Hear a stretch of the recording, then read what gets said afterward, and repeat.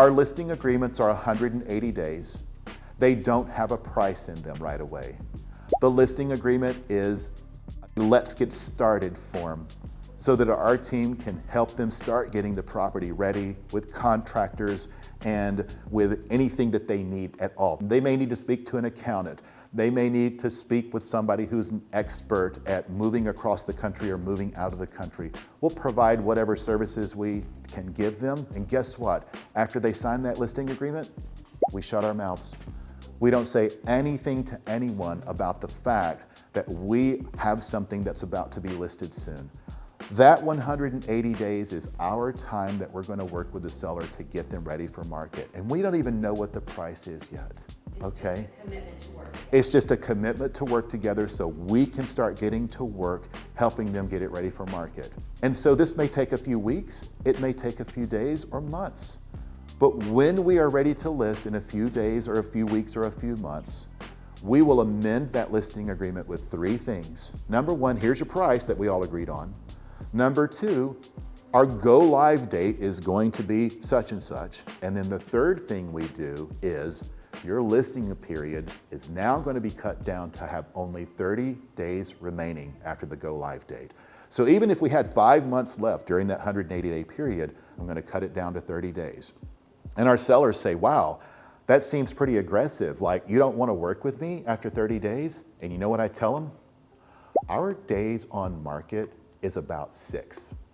That's been our median days on market for the past several years. When I list on Thursdays, if we are inspirationally priced and the property looks great, we are under contract and out the door by the following Tuesday or Wednesday after a multiple offer contest. There's no point in me going beyond 30 days. My median days on market is 6. 30 days is 5 times, that's 5 times longer than it should take me. So if something doesn't work in 30 days, something was off and we need to come back to the drawing board. And I don't necessarily want to hold your feet to the fire after that period because I know I'm going to get the job done. And if I don't, I'm fired. Or you can come back to me and say, hey, can we start over again and figure out something else? And we both need to be in mutual agreement at that point on what that solution is before we move forward. Sometimes we get to that 30-day mark, very rarely, and the property hasn't sold because the seller may not have wanted to do many of the things that we recommended to get the property ready, okay? Or the market could have shifted. It was nobody's fault. The market just had a very different answer for us than we were expecting. And so at the end of that 30 days, we couldn't get an offer worked out. They may come back to the drawing board and say, wow, we got what other agents would have taken 6 or 7 months to get to, all wrapped up in 30 days. We heard the market, and it doesn't look like now is the best time for us to sell. So they'll either hang out and wait for the market to come up and meet their needs, wants, and desires, or they may decide that they need to rent the property out if they need to move on. But at the listing appointment, I make it very clear on what is probably going to happen as we move toward getting their property ready for market, and I want them to have all of this in mind when they sign that listing agreement. I am not going to be that agent who says, sign the agreement, sign the agreement, sign the agreement at the listing appointment. I'm not going to be aggressive like that and use these little tactics to move people. When people are comfortable with what we have to offer and it matches their needs, wants, and desires, and they know I'm there for them, not for me, that's when they'll sign the agreement and put us to work for them.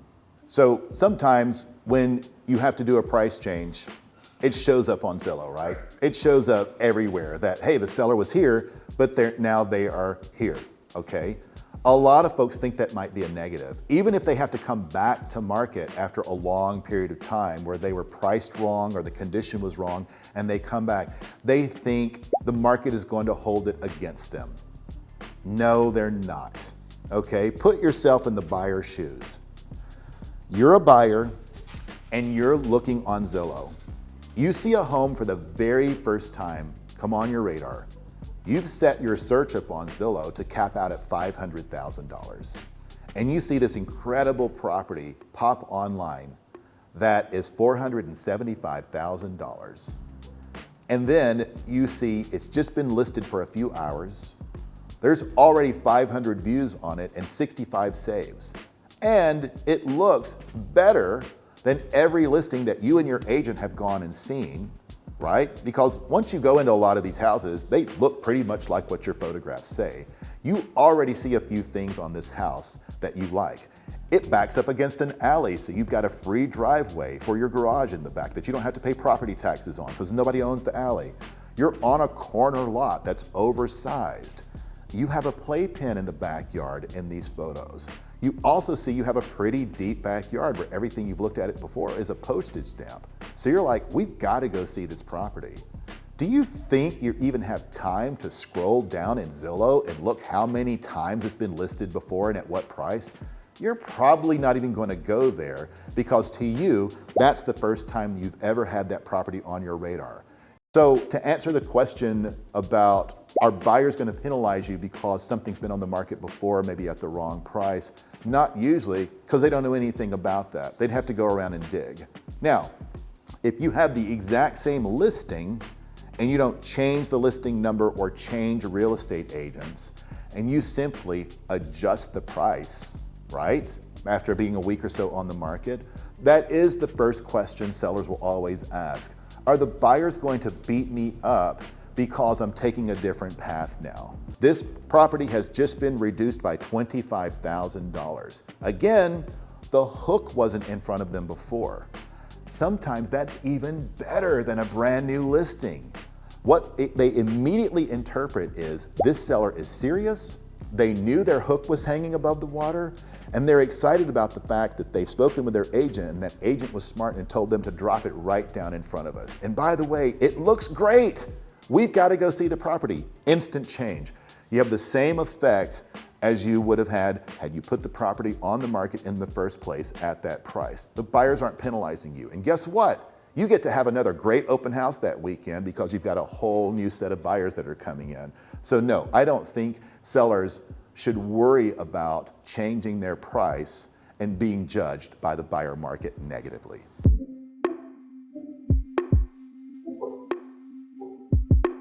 I think when sellers are interviewing agents, they're going to hear three completely different things if they talk to three agents, or they're going to hear three very similar things, okay?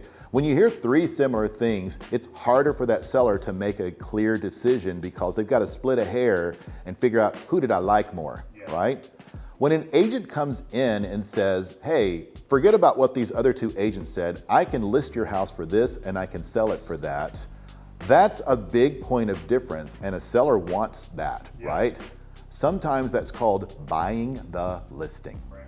That's what a listing agent may do. They are buying at this high price, and even though they say we can probably get this, there may not be enough information for the seller to determine that that might actually be true, but boy, that is a different price, and sellers sure do want to get the most money from the best buyer with the least amount of hassle. And if that is the way that that agent pitched that, then that's great.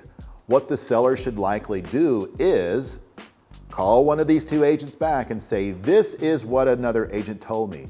Tell me why this may or may not come to pass if I did this, right? So if you're a seller and you're interviewing three people and you do have this one-off that has a very different piece of information, always call the other two back because you're in the business of gathering as much information as you can to make the best decision to hire the best person to get where you need to be, okay? Don't just go with the agent who's going to buy your listing because they say, I'm going to list it up. Hey, we can list it for whatever price you want. I can list your house for $10 million if you want to. All I got to do is hit the zero a couple more times before I hit the button. It's very easy. There's no law against that. Nobody's going to penalize me, right? You can list it for whatever you want to list it for. But sometimes when agents say that I can get that, they may be buying the listing and then they're going to have a conversation with you over the next few weeks or months, probably even years, to say, hey, let's just start dropping the price until you get where you want to be. We price inspirationally. Inspirational pricing actually gets you where you need to be very quickly. And that's not underselling the property. That's not fire selling the property. Everybody thinks that when we price something a little bit lower than what the market expects, first word that comes to mind is fire sale. No, it is not a fire sale. It's almost impossible to underprice a property. It could happen, but in today's real estate world, with pricing strategy that the agents are doing with their sellers, when you put that price just slightly below what the market thinks it's going to sell for, You generate keen interest quickly and the market will bring it up back where it needs to be. Sometimes we may not like what the market says, but the market is always right and the market is always final. Who determines final sales prices and market value in our marketplace? Who determines the value? Buyers. Sellers don't do it. Sellers' agents don't do it. Buyer agents don't do it. Lenders don't do it. Appraisers don't do it. Banks don't do it. The market. And who is the market? Buyers. Buyers. That's right. Listing agents don't determine it. Sellers definitely don't determine it, even though they say, I want this or I need this. It's going to be the buyer market that determines this. Appraisers don't determine it. Banks and lenders don't determine it, right? You get on TikTok, you get on Instagram, and some real estate agent says something. And what do you see? All the people in the trolls. I hate real estate agents. I hate real estate agents. You know, they're screwing everything up. They're doing. We're just there to facilitate communication. It's buyers who determine market value. Buyers.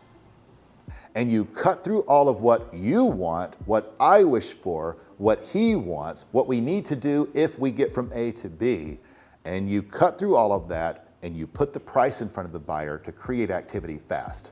All real estate is negotiable. So if you price it inspirationally in order to generate a lot of offers and a lot of offers quickly, the buyer who really wants it and understands the market and is taught well by their agent will actually go above the list price if that's where their competition wants it to be and what it could reasonably sell for.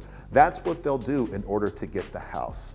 They're not going to go down, they're going to go up. Now, if they do go down and everybody else goes down, guess what?